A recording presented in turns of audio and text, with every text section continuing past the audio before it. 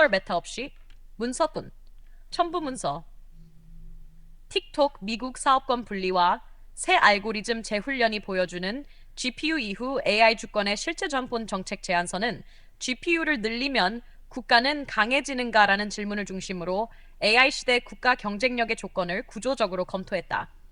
이 첨부 문서는 그 논의가 이론이 아니라 이미 현실에서 발생하고 있음을 보여주는 대표적 사례로서 틱톡, 미국 사업권 분리와 새 알고리즘으로 AI를 다시 훈련한다는 결정의 의미를 정리한다. 1. 사건 개요. 무엇이 일어났는가? 틱톡은 미국 정부의 요구에 따라 미국 내 사업권을 사실상 분리 매각하는 구조로 재편되었다.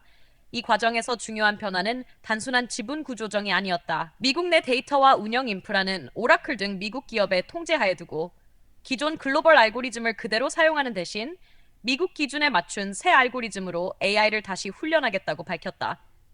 표면적으로는 국가 안보, 데이터 보호, 플랫폼 규제의 문제처럼 보인다.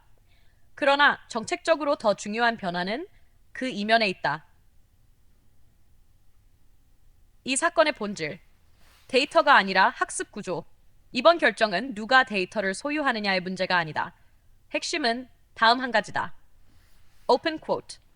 AI를 어떤 구조와 규범으로 다시 훈련할 것인가? Close quote. 틱톡은 인정했다. 같은 플랫폼이라도 같은 서비스라도 학습 알고리즘이 달라지면 전혀 다른 AI가 된다는 사실을. 이는 AI 주권의 기준이 데이터 보유량이나 GPU 규모에서 학습 구조와 사고 질서로 이동했음을 공식적으로 드러낸 사건이다. GPU 관점에서의 구조적 의미. 이 정책 제안서의 핵심 논지와 연결하면 틱톡 사례는 다음을 명확히 보여준다. GPU를 아무리 많이 보유해도 기존 알고리즘과 사고 구조를 그대로 유지한다면 국가의 AI 주권은 확보되지 않는다. 틱톡은 GPU를 새로 만들지 않았다. 데이터 센터를 처음부터 다시 짓지도 않았다. 대신 훈련 방식, 추천 질서, 의도 해석 구조를 다시 설계했다. 즉, open quote, GPU는 유지한 채 사고 질서를 교체한 것이다. close quote. 이는 GPU 확보와 GPU를 쓰는 능력이 전혀 다른 문제라는 본 정책 제안서의 결론을 현실에서 그대로 입증한다. 4. 국가 AI 정책에 주는 시사점. 틱톡 사례는 향후 모든 국가 AI 정책에 다음과 같은 질문을 던진다. 우리는 GPU를 얼마나 확보했는가 아니라 그 GPU 위에서 어떤 사고 질서가 작동하고 있는가를 설명할 수 있는가. 만약 이 질문에 답하지 못한다면 GPU 정책은 산업 지원 정책에 머물고 국가 주권 정책으로 기능하지 못한다. 5. CMC 정책 논지와의 연결. 본 정책 제안서가 제시한 Convergent Meta Context는 틱톡 사례가 보여준 문제를 구조적으로 해결하는 접근이다. 틱톡 방식. 국가마다 알고리즘을 다시 만들고 모델을 다시 훈련해야 함. CMC 방식. 알고리즘을 하드코딩하지 않고 데이터를 저장하지 않으며 첨부 스트럭처 기반 사고 질서만 전환.